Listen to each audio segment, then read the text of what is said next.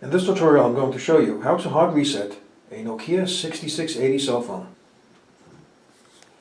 You need to press star pound 7370 pound.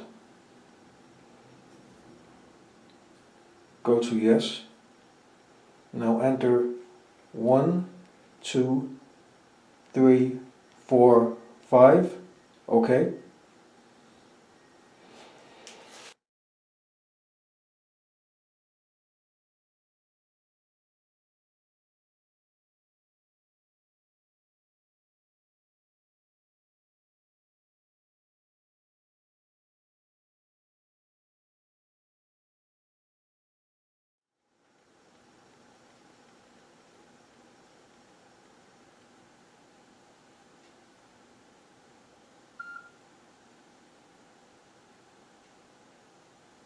And there you go. The hard reset is now complete. So I hope you found this video useful. If you have, please show your support for this channel by subscribing. Feel free to leave comments. Please like up this video, and thank you for tuning in.